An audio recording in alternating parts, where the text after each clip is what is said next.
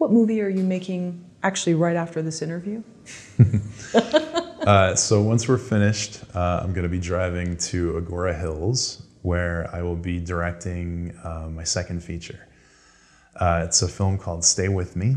It's a drama, and it's a story about a woman who's suffering from mental illness, and it's about her best friend and her boyfriend and how they deal with the lead up to and the aftermath of her suicide.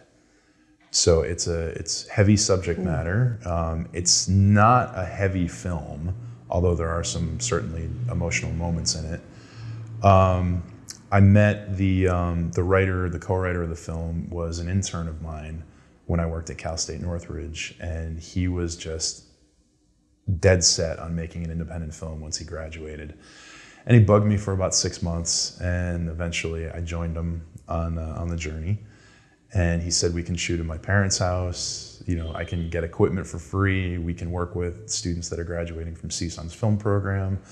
And eventually I came around on it, and we decided to put the team together. And I hired a group of actors that had graduated from Chapman University's acting program. So those are all of our actors. We had, like I said, our crew is all CSUN film graduates, and a couple Chapman students that I used to work with. And we're halfway done. It's a 13-day shoot, and we finished day 7 yesterday.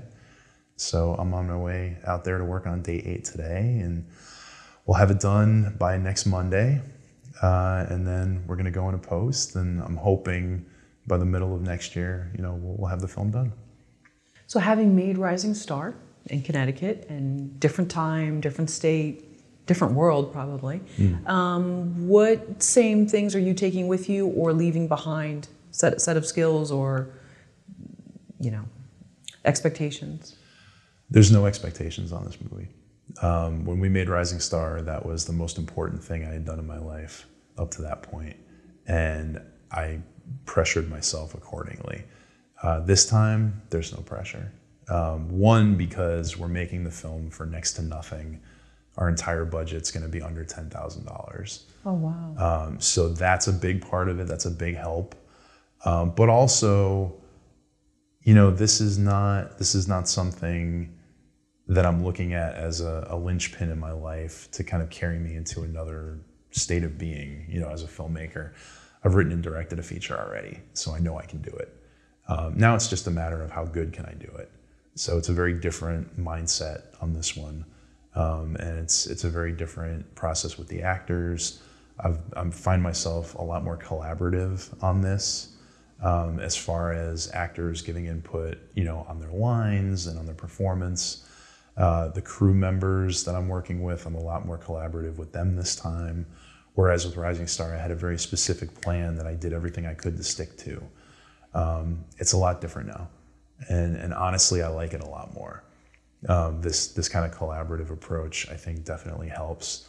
And it starts with Adam Mayman, my co-writer and my producer. He really is the energy behind this film, and I sort of joined for the ride.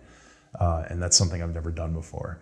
Every other film I've made, it's always been my genesis, and I sort of carry everything from nothing and create everything from nothing.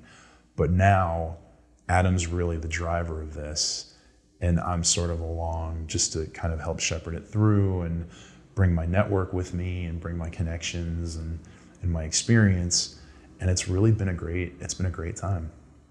So Adam came up with the idea? We met for pizza last August, almost a year ago this week, actually. And he had an idea for a film that takes place in 2 timelines. That's what he wanted to do. And I said, okay, well, what are some of the things that you want to talk about? What are the things that you want to explore? And he said, you know, I'm interested in LGBTQ issues and how 20-somethings are dealing with identity. I want to talk about mental illness. I want to talk about grief. And grief was what stuck with me because my mother passed away 2 years ago. And that was sort of like, okay, well, why don't we think of something that ties around the death of someone close to someone else? And that was sort of the beginning of the evolution of what ultimately the story turned into. So we kept that sort of 2 timeline idea. The film takes place in 2 separate timelines. The first one is the lead up to the young woman taking her life, and the other one is the aftermath of it.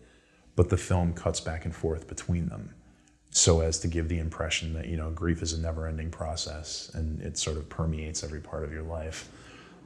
So that's kind of where we're at. And once we get into post-production, we're gonna play a lot with, you know, time and what you see and how things are juxtaposed, present versus past, and stuff like that. And I think it's gonna be a good film. You and Adam, you met for pizza, and then how soon did one of you begin writing, taking turns? We outlined the film together over about 2 weeks, and then we split up scenes to write. I wrote most of the timeline 2 stuff that happens after the young woman takes her life, because of my experience dealing with the death of my mom. There were a lot of events that I wanted to put in there that I had gone through and situations I had dealt with. And then Adam handled the first timeline, sort of the lead up to it. And then once we combined everything, we just started tweaking together. I would do a pass, he would do a pass. And we did, I think, 8 drafts before we landed on what we're shooting. Did you have a table read with the actors, or no time for that? No, we actually didn't even cast. We had a very interesting process for this. Our other producer, a woman named Sarah DeLeon, she's also a talent manager. And one of her clients had read the script and loved it and really wanted to be in it. So I said to Sarah, oh, I'm happy to meet with her. You know, we'll talk about it. So I met with her, very smart young woman. Her name is Laura Fox. Really had really deep insights on the character of Katie, the woman who takes her life, and really connected with her and experiences that she had had. And when I met with her, it wasn't a casting session. It was just sort of almost like an interview. And when we were done, I thought, okay, this was the first moment where I sort of jumped off the regular path, or the path that I took on Rising Star, where I had to control everything. I said, I'm gonna try something different on this. I'm gonna cast her, not even seeing her perform outside of her reel and the films that she had already worked on and stuff like that. I watched those, was impressed with her work. I said, okay, and I offered her the part, and I said, listen, I need your help. Can you find me actors that you've worked with that fit these parts that you have good chemistry with?